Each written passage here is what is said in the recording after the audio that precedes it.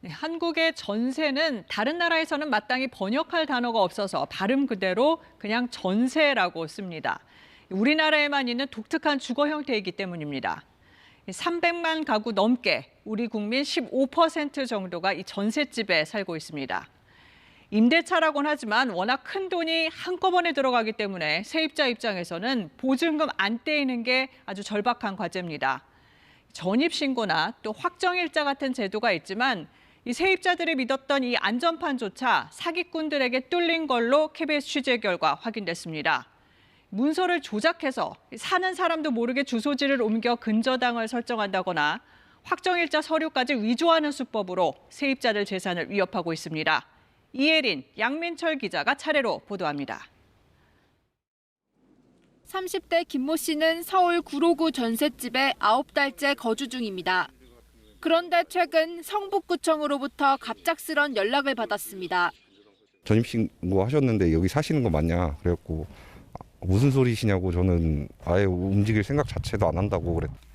지난달 8일자로 주소지가 이전돼 있었습니다. 누군가 김 씨를 자기 집 세대원으로 꾸며 몰래 전입신고를 한 걸로 보입니다. 전입신고는 누가 했다고 한 건가요? 저도 아예 모르는 사람이에요. 제 이름으로 도장까지 파갖고. 신고를 신분증 확인할 때 뭐 이렇게 이게 진짜인지 가짜인지 신고할 때 그렇게 하면 좋은데 그런 시스템이 아니에요. 새 들어있는 집은 법적으로 빈집이 되어버렸고 그걸 담보로 집주인이 대출을 받은 것도 확인했습니다. 뒤늦게 지자체가 경찰에 수사를 의뢰했지만 보증금 2억 6천만 원을 돌려받을 보장이 없어졌습니다. 다음날 바로 대출을 받아갔더라고요. 진짜 3일간은 거의 밥도 못 먹었어요. 대비라는 걸 다 했는데도 이렇게 돼버리니. 또 다른 이 세입자는 정반대의 피해를 당했습니다. 자신이 사는 전셋집에 생면부지의 사람이 몰래 전입신고를 했고 졸지에 1주택 2가구가 되면서 전세대출 갱신을 못 받을 수도 있게 됐습니다.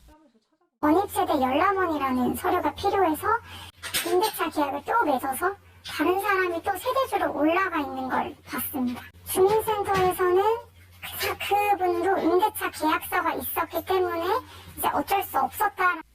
주민등록법 위반으로 고발되는 사례들의 상당수가 이 같은 몰래 전입, 전출로 추정됩니다.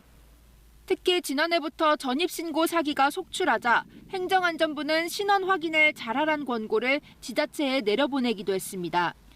하지만 중앙정부 차원의 대책이라곤 전입 당사자에게 문자 통보를 해주는 게 유일합니다. 그나마도 본인이 신청을 해야 해서 서비스를 알고 이용하는 사람이 전국에 2만 명 남짓입니다. KBS 뉴스 이혜린입니다. 2020년 지어진 오피스텔입니다. 20대 A씨는 재작년 보증금 2억 8,200만 원에 전세를 들었습니다. 계약 당시 근저당 등 선순위 권리는 없었습니다. 대출 받고 부모님 돈 빌려서 들어온 건데 전혀 없었고 깨끗해서 안심하고 그런데 이듬해 봄 등기부 등본을 떼봤더니 총 37억 원 규모의 근저당이 설정돼 있었습니다. A씨 집을 포함해 같은 오피스텔 17채가 담보로 잡혀 있었습니다. 위험하다고 해가지고 등기부 등본을 좀 자주 떼보는 편이었어요. 3월에 근저당을 많이 잡았더라고요. 매매가와 전세가가 거의 동일한 오피스텔이라 금융기관에서 대출을 내줄 리 없었습니다. 그럼에도 거액의 담보대출이 실행된 배경, 문서 위조에 있었습니다. 임대인 등은 먼저 임대차 계약서들을 전세에서 월세로 위조해 보증금 총액을 58억 원에서 5억 원으로 낮췄습니다. 나아가 공문서까지 손을 댔는데 지자체가 발행하는 확정일자 부여 현황 서류를 원본과 거의 똑같이 위조했습니다. 이렇게 전세를 월세로 둔갑시킨 뒤 대부업체 등에서 25억 원을 빌린 겁니다. 위조하기도 어렵고 공문서 같은 경우는. 그것도 17건 해야 되는 서류를 위조한다는 것은 일반적으로 이번에 처음 저도 들어본 일이라. 세입자들은 채무가 불어난 임대인이 전세보증금 반환을 거부할까 봐 불안한 나날을 보내고 있습니다.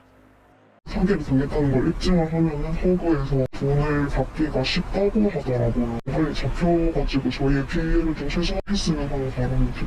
경찰은 임대인 등을 사기 혐의로 수사하고 있습니다. KBS 뉴스 양민철입니다.